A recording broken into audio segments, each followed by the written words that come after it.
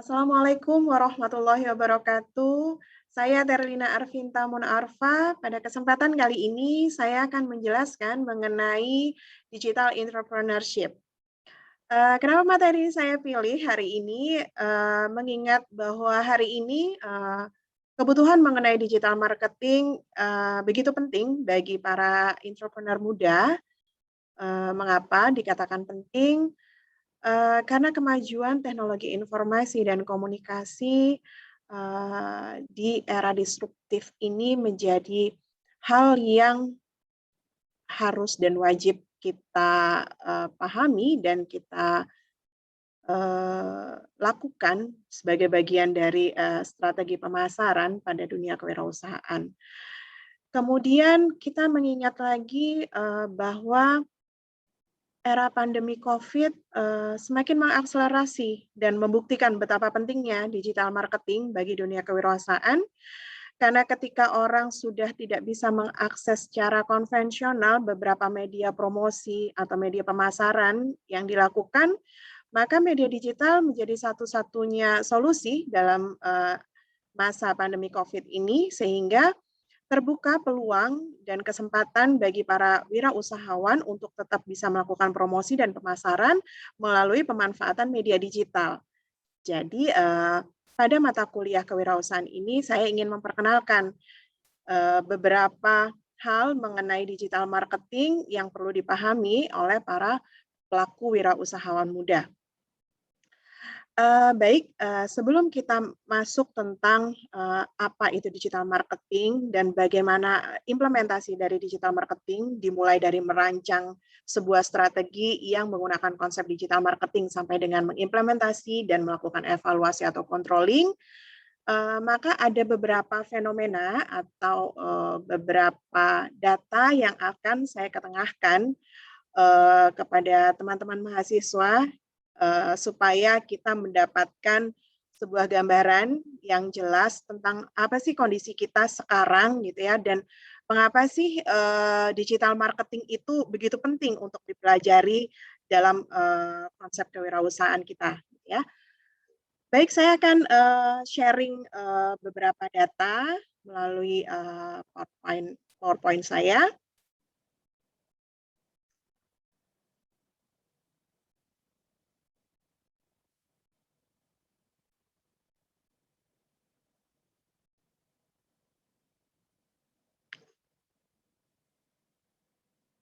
Oke, ini adalah digital entrepreneurship. Di sini ada kutipan dari Jean-Claude Juncker. Disebutkan bahwa the internet and digital technologies are transforming our world. Digital technology has to be our future. Melalui kutipan ini kita bisa jelas melihat gitu bagaimana peran internet dan teknologi digital telah mengubah dunia saat ini gitu ya. Yang semula beberapa media konvensional dianggap sudah paling mutakhir. Namun demikian, seiring perkembangan zaman, maka internet dan teknologi digital menguasai dunia, mengubah pola perilaku konsumen, sehingga terjadinya shifting pada perilaku konsumen, ditangkap sebuah peluang oleh pemilik bisnis bahwa kita harus bisa memenuhi kebutuhan dan keinginan konsumen, sehingga digital marketing merupakan bagian dari sebuah jawaban yang kita berikan kepada konsumen supaya kita tetap bisa memenangkan persaingan yang terjadi di dunia wirausaha. Oke, dan di sini disebutkan juga oleh Jean-Claude Juncker bahwa digital technology has to be our future. Jadi kalau kita mau menguasai masa depan, maka kita harus menguasai yang namanya digital technology. Begitupun dengan beberapa teori seperti teori Darwin mengatakan bahwa sebenarnya manusia yang berhasil, yang sukses gitu ya, yang bisa memenangkan sebuah pertempuran itu adalah orang-orang bukan yang paling kuat, bukan yang paling besar, tapi yang paling bisa beradaptasi terhadap perubahan. Maka dengan banyaknya berbagai perubahan yang terjadi, mau tidak mau kita harus mampu beradaptasi terhadap perubahan yang ada, termasuk dengan digital teknologi yang saat ini sedang berkembang pesat. Oke, kembali ke beberapa data yang tadi saya katakan, mengapa digital marketing penting untuk kita pelajari dan menjadi pertimbangan bagi para entrepreneur muda untuk menjadikan digital teknologi itu sebagai bagian dari strategi pemasarannya.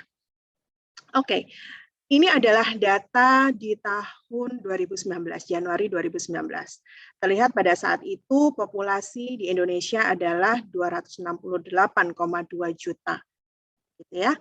Kemudian di sini terlihat juga dari 268 jumlah penduduk yang ada di Indonesia, maka 150 juta diantaranya sudah melakukan penetrasi terhadap penggunaan internet.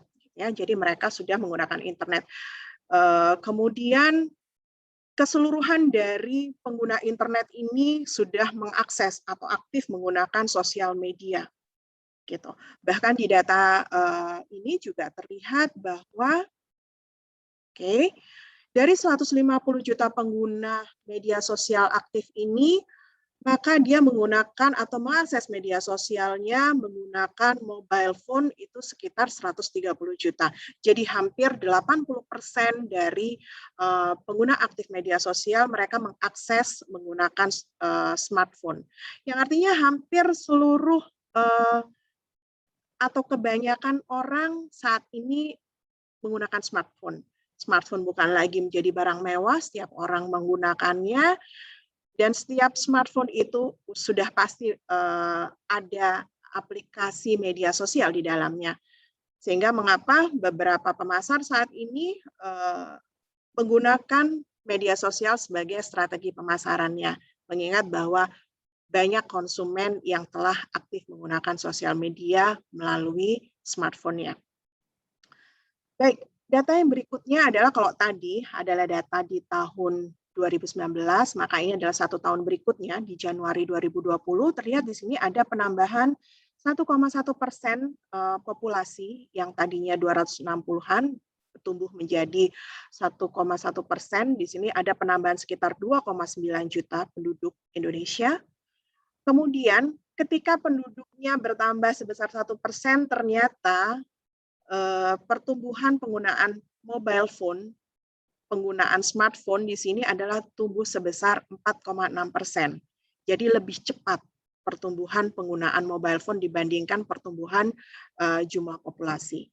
Begitupun dengan penggunaan internet. Pengguna internet di sini terlihat tumbuh sebesar 17% dalam 1 tahun. Kemudian pertumbuhan pengguna media sosial di sini terlihat adalah tumbuh sebesar sekitar 8,1% atau 12 juta orang pertumbuhannya dalam 1 tahun yang menggunakan media sosial. Jadi kalau kita lihat di sini, pertumbuhan penggunaan gadget, kemudian akses terhadap internet, dan aktivitas melalui media sosial, tumbuhnya sangat cepat dibandingkan pertumbuhan jumlah populasi itu sendiri. Hal ini menunjukkan satu gejala positif yang harusnya dipandang oleh entrepreneur sebagai peluang. Artinya di sini terlihat bahwa muncul satu pola baru dalam konsumen kita bahwa kita harus mempertimbangkan nih, gitu ya, media digital sebagai bagian dari strategi pemasaran kita. Tidak lagi kita melulu hanya memikirkan mengenai strategi-strategi konvensional. Orang sudah tidak lagi memperhatikan billboard yang ada di jalan, orang sudah tidak lagi membaca brosur konvensional dengan baik, gitu ya, sehingga dengan kita menggunakan media-media konvensional sudah tidak cukup efektif dan efisien lagi bagi perusahaan atau bagi entrepreneur. Orang mungkin akan menerima brosur, kemudian sudah lupa mau naruh brosurnya di mana. Kemudian orang lagi di jalan melihat billboard, orang sudah kurang mengemari lagi melihat billboard.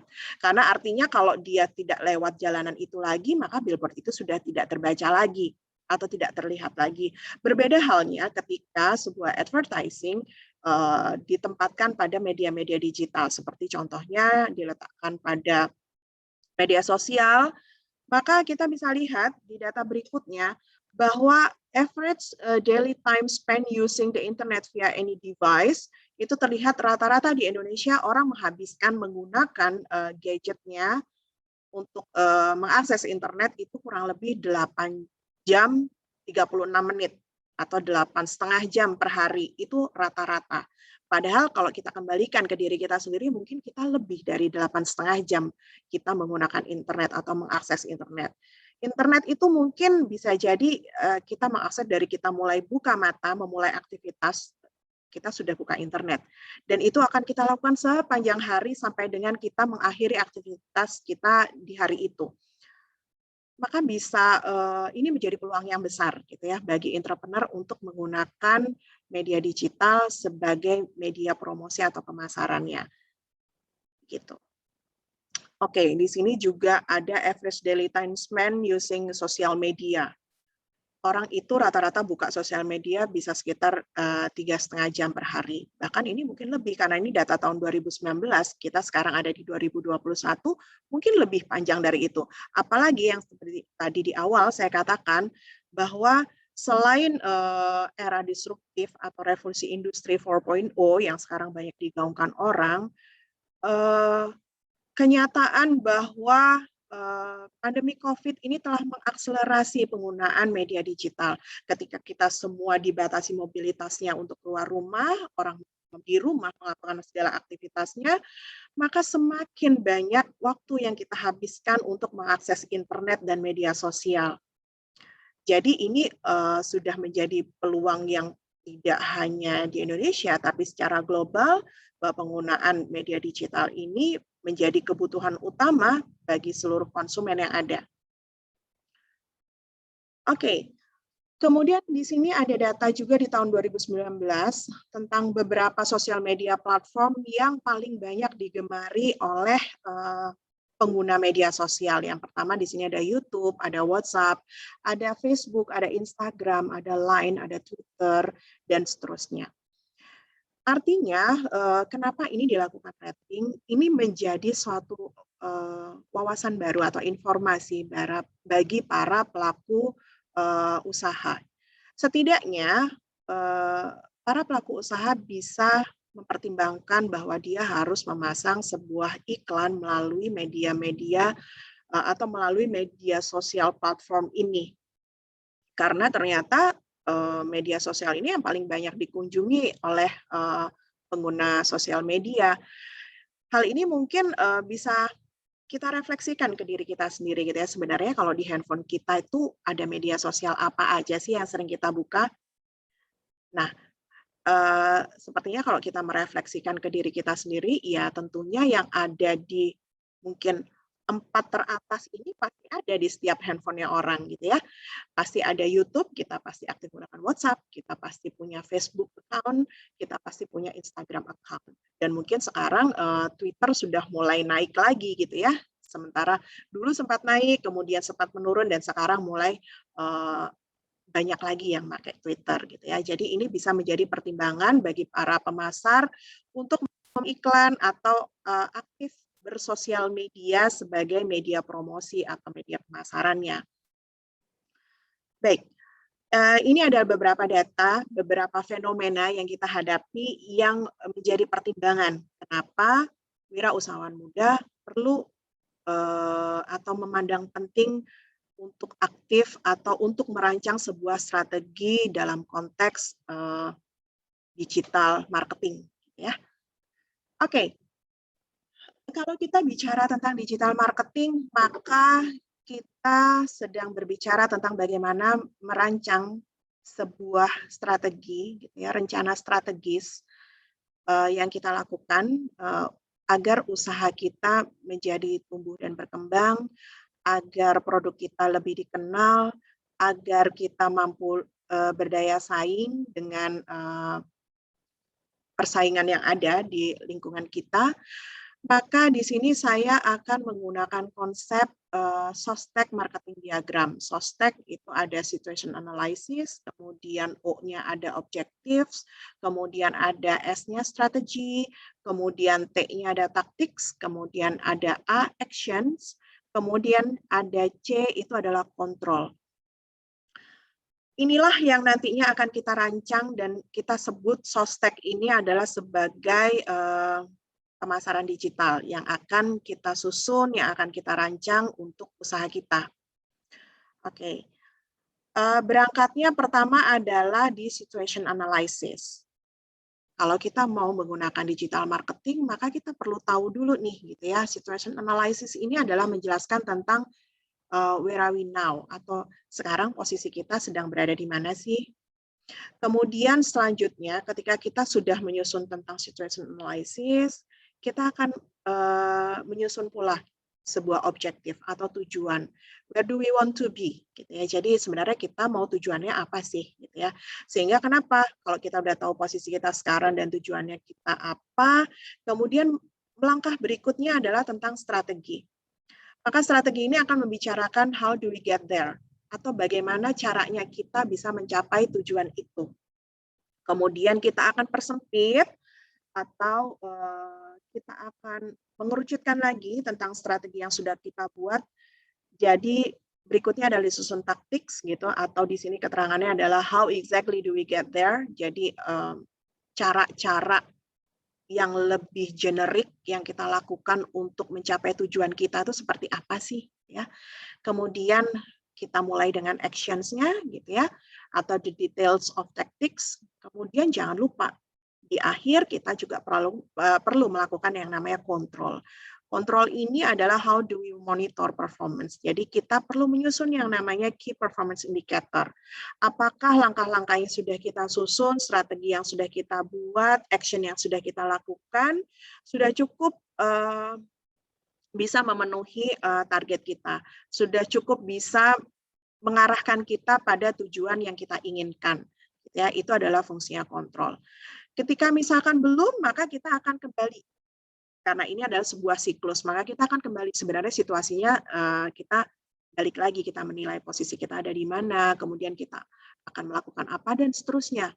Karena artinya ketika Anda ingin mengembangkan sebuah usaha, maka Anda tidak bisa berhenti begitu saja, gitu ya. Karena ketika Anda berubah, kemungkinan orang lain atau kompetitor kita juga ikut berubah, sehingga kita dituntut untuk lebih kreatif, inovatif, dan melakukan berbagai macam improvement atau gerakan yang kita lakukan untuk membuat atau untuk scale up usaha kita, gitu ya. Oke, dari Sostek ini saya akan jelaskan satu persatu prosesnya. Di sini semakin detail lagi, gitu ya. Di situation analysis, di sini kita akan bicara tentang where are we now, di mana ada goal performance.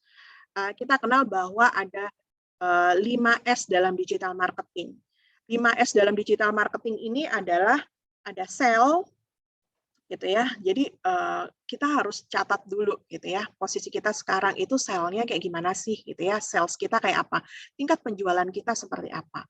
Kemudian S yang kedua adalah serve. Serve ini adalah bicara tentang value added, gitu ya. Jadi bagaimana sih kita sebenarnya saat ini memberikan layanan kepada konsumen kita, value added apa yang sudah kita berikan, gitu ya. Kita coba evaluasi kembali posisi kita seperti apa. Kemudian tentang S yang berikutnya adalah serve, S yang ketiga, gitu ya. Kita akan bicara S yang ketiga itu adalah speak. Tadi kita udah bicara tentang sell, kita bicara tentang serve, tentang value added, kemudian kita bicara tentang save. Sudah cukupkah kita efisien dalam hal cost, gitu ya? Kalau misalkan sebelumnya kita menggunakan media konvensional, sudah bisa dipastikan bahwa kita pasti dalam hal cost itu tidak cukup efisien. Misalkan dulu pakainya misalkan toko, maka kita pasti akan ada biaya sewa, gitu ya. Seandainya kita bergeser menuju media digital, mungkin kita sudah bisa mengurangi cost tersebut, gitu ya, karena kita cukup membeli atau kita cukup menggunakan sosial media sebagai online shop kita, atau kita menggunakan e-commerce atau marketplace, atau kita menggunakan website sebagai online shop kita, maka itu akan jauh lebih efisien, gitu ya, sehingga kita sudah tahu posisi kita saat ini seperti apa. Kemudian S yang keempat ada speak. Speak ini bicara tentang bagaimana kita membangun engagement dengan konsumen kita. Bagaimana kita mampu mengkomunikasikan produk atau layanan yang kita punya kepada konsumen kita. Artinya, strategi yang kita lakukan sudah cukup efektif, bisa menyentuh atau mengcapture konsumen kita. Nah, itu yang perlu kita benahi ya di dalam digital marketing ini. Kemudian S yang kelima adalah sizzle. Sizzle di sini adalah bagaimana kita melakukan extension terhadap produk dan layanan yang kita punyai. Ya. Kalau dulu misalkan kita cuma menggunakan toko, yang artinya kita menunggu bagaimana konsumen datang ke kita, tapi kalau misalkan kita menggunakan media digital, kemungkinan kita justru bisa mendekati konsumen, gitu ya. Bahkan mungkin cakupan konsumen kita menjadi lebih luas karena siapapun bisa melihat apa yang kita lakukan, gitu ya. Kemudian konsumen yang satu dengan yang lainnya bisa menjalin sebuah interaksi atau komunikasi mengenai produk dan layanan kita. Kita bisa menjawab pertanyaan dari konsumen, artinya kita bisa memperpanjang layanan kita. Ya, kita bisa melakukan extension atas layanan kita. Begitupun dengan produk-produk kita. Seperti itu. Jadi di situation analysis kita perlu mengevaluasi sebenarnya posisi kita saat ini itu seperti apa. Gitu ya. Jadi yang pertama, poin yang pertama ada goal performance, kemudian yang kedua kita bisa melihat tentang customer insight, bagaimana penilaian atau pandangan konsumen terhadap keberadaan kita, gitu ya. Kemudian ada e-marketplace SWOT. Di sini juga kita bisa susun SWOT, gitu ya. Sebenarnya kekuatan, kelemahan usaha kita seperti apa, dan kita punya peluang di luar apa, ancaman kita apa. Dengan begitu kita menjadi sangat mengevaluasi bisnis yang kita lakukan sekarang. Itu adalah tentang situation analysis. Kemudian yang berikutnya di sini ada yang namanya objektif. Ya, di objektif ini sesuai dengan judulnya adalah where do we want to be, gitu ya. Jadi kita menentukan objektifnya. Kalau tadi kita bicara 5S dari sudut pandang bahwa posisi kita saat ini, maka di objektif ini 5S ini yang mau kita ubah itu menuju ke arah yang seperti apa nih 5S. Kita mau improvement sales-nya seperti apa, kita mau improvement serve-nya seperti apa, kemudian kita mau size kayak gimana, kita mau komunikasikan produk dan layanan kita dengan cara seperti apa, dan seberapa besar sih kita mau melakukan efisiensi dalam bisnis kita. Ya, itu adalah objektifnya. Kemudian berikutnya adalah kita lakukan langkah strategi, kita susun strateginya, gitu ya. Contoh di sini adalah melalui strategi how do we get there, kita mulai menyusun yang nama segmenting, targeting, and positioning, atau kalau di dalam pemasaran kita kenal dengan STP. Gitu ya. Jadi segmen kita siapa sih, target kita siapa, dan positioningnya seperti apa. Kemudian jangan lupa di sini perlu juga melakukan OVP, atau merancang OVP-nya atau online value proposition-nya apa. Jadi apa sih value yang kita unggulkan dalam bisnis kita, gitu ya.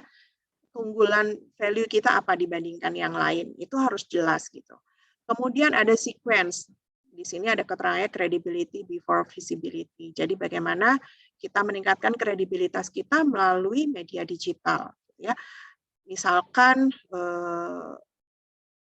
ketika Anda menjual sebuah produk, misalkan melalui strateginya Anda bisa melakukan atau memberikan deskripsi produk yang jelas, kemudian di dalam digital marketing tersebut Anda mencantumkan atau Anda memberikan ruang kepada konsumen Anda untuk mereview produk dan layanan Anda, sehingga secara tidak langsung tanpa Anda berusaha untuk memengaruhi konsumen, tapi konsumen dengan senang hati secara voluntary mereka mau memberikan review yang terbaik, gitu ya, tentang produk dan layanan Anda. Begitupun juga review, tentunya nggak hanya review positif, review negatif juga sangat kita perlukan, gitu, sehingga kita diberikan ruang untuk melakukan feedback atas review negatif yang dilakukan oleh konsumen, gitu. Jadi kalau misalkan dulu di konsep konvensional, biasanya ketika konsumen misalkan ada yang mengeluh dengan layanan kita, mereka mungkin lebih itu lebih berbahaya karena mereka akan mungkin menceritakan secara dari mulut ke mulut kepada orang lain tanpa kita tahu sebenarnya apa sih yang membuat mereka tidak puas gitu ya. Tapi dengan digital marketing semuanya menjadi sangat clear gitu ya. Karena kita membuka ruang komunikasi yang terbuka bagi konsumen, mereka bisa memberikan review positif, kemudian mereka bisa memberikan testimoni yang secara tidak langsung persuasif. Secara persuasif mereka memberi mengajak konsumen lain untuk mengunjungi toko kita, toko online gitu ya. Kemudian ketika mereka ada review negatif, kita pun diberikan ruang untuk kita bisa melakukan feedback gitu ya. Sehingga kita bisa menjaga kredibilitas kita. Kemudian tentang strategi ini adalah tools apa saja yang akan kita gunakan atau channel apa saja yang akan kita gunakan dalam digital marketing kita. Kemudian berikutnya mengerucut pada taktik tentang how exactly do we get there. Di sini tertuju pada e-marketing mix gitu ya, tentang communication mix, tentang social networking. Nah, itu adalah lebih mengerucut lagi. Jadi sebenarnya e-marketing mix apa saja yang akan kita lakukan gitu ya. Kemudian media platform apa saja yang akan kita gunakan. Kemudian ada details of contact strategy terkait dengan bagaimana kita menjalin komunikasi, terkait dengan bagaimana kita akan melakukan penjadwalan tentang posting, tentang bagaimana bagaimana upaya kita misalkan secara detail gitu ya, kalau kita bicara tentang taktik ini misalkan kita melakukan gamifikasi, kita melakukan misalkan gamifikasi ini contohnya kayak kita melakukan giveaway, kapan kita akan melakukan misalkan quiz, kapan kita akan melakukan launching produk, kapan kita akan dan seterusnya secara detail gitu ya. Kalau tadi strategi berbicara secara general, maka taktik di sini adalah penjadwalan yang kita lakukan terkait dengan sebuah e-marketing mix gitu ya. Kemudian yang berikutnya adalah actions gitu ya, the detail of tactics, who does what and when gitu ya, tentang responsibility and structures, internal resources and skills, and external agencies gitu ya. Jadi di action ini misalkan kita melakukan promosi AdSense melalui Facebook, kemudian kita melakukan AdSense melalui Instagram, kita melakukan strategi hashtag, misalkan seperti itu. Itu adalah action yang kita lakukan. Ya. Kemudian ada control di sini, how do we monitor performance? Sekali lagi seperti sebelumnya saya katakan bahwa dalam hal control ini kita perlu merancang yang namanya KPI atau Key Performance Indicator. Jadi kita kembalikan lagi, kalau ketika tadi di objektif kita menyusun 5S menjadi tujuan kita, maka kita harus tahu berarti di Key Performance kita sales-nya benar nggak naik sesuai dengan objektif kita, benar nggak kita sudah memberikan value added terhadap produk dan layanan kita, benar nggak kita sudah meningkatkan customer satisfaction, benar nggak kita sudah melakukan customer engagement yang tepat gitu ya. Jadi nanti itu untuk mengukur KPI. Contohnya, contoh konkretnya adalah di dalam KPI ini, misalkan ada penambahan berapa followers sih gitu ya. Kemudian dari penambahan followers tersebut berapa persen yang melakukan closing atau berapa persen yang melakukan pembelian terhadap produk kita. Nah, itu bisa kita ukur. Sehingga nanti di KPI-nya kita perlu naikin follower berapa persen lagi untuk kita memastikan bahwa jumlah pembelian akan meningkat dan seterusnya. Itu adalah beberapa KPI yang nantinya akan kita susun untuk kita memonitor atau kita mengkontrol gitu ya strategi yang sudah kita susun. Apakah kita bisa lanjutkan atau kita harus perbaharui strategi kita. Seperti itulah sekilas mengenai digital marketing yang saya awali dengan materi Sostek hari ini. Kita akan lebih jelaskan lagi tentang bagaimana aplikasi digital marketing secara mendalam pada part berikutnya. Baiklah, itu tadi sekilas mengenai digital marketing dan materi mengenai Sostek yang saya berikan pada kesempatan kali ini. Terima kasih sudah menyaksikan pembelajaran online yang saya berikan.